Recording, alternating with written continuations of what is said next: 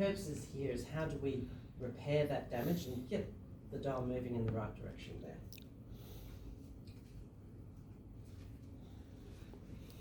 So the way we're going to do that is that we create digital ecosystems in order to repair those environmental and social ecosystems. And what we're actually doing is re-engineering social media, and we've built greenbrand.org to be our world's social network. So the platform, it's been 4 years in being created, and some of the earlier iterations of the platform we were concentrating on picking up rubbish and planting trees. And one of my friends at the bank said to me, "Oh, you're creating nature's Facebook."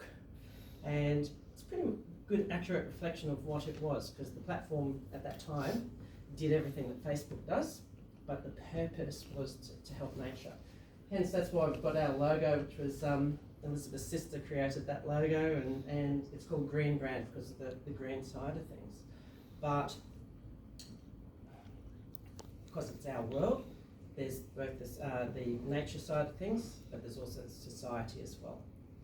And I'm sure that you have that in your mission statement here with the club, that you're doing not only things like for nature, but you're also helping with food packages and those sorts of things there. So why are we re-engineering social media? So a warning, the next slide is 2.5 years old. And it was sort of funny 2.5 years ago when I created this slide, but it's taken a darker turn. So 2.5 years ago, and they still are the major dominating partners or players in that whole social networking space.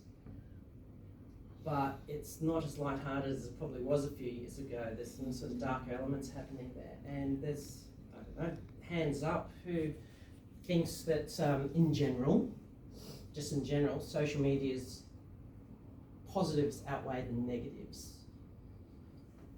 The positives outweigh the negatives? Okay, but there are some negatives there. So you're talking about connectivity is good, community is good, those sorts of things.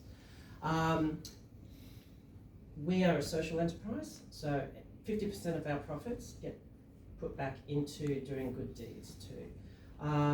So 10% of subscriptions will go to charities as well. We are a profit for purpose, not profit at any cost. Okay, but I'll talk about some of the other things that we do a bit differently as well. So I guess, why am I standing here? I don't have a background in IT. I'm not a communications, have a communications degree. So why is it I'm trying to change the world with so young? So if we go back, I grew up in Toowoomba, went to school in Toowoomba, and I came to the University of Queensland in 1989, along with Drew's dad, and did a pharmacy degree and was a pharmacist for a couple of decades. I owned my own business, worked overseas, sold that business, and then thought I'd have a career change, and then I spent 10 years at the National Australia Bank and started again at the lowest rung.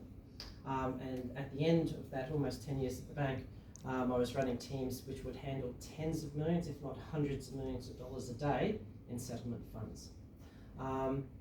But the bank taught me about how technology can be used to help solve problems.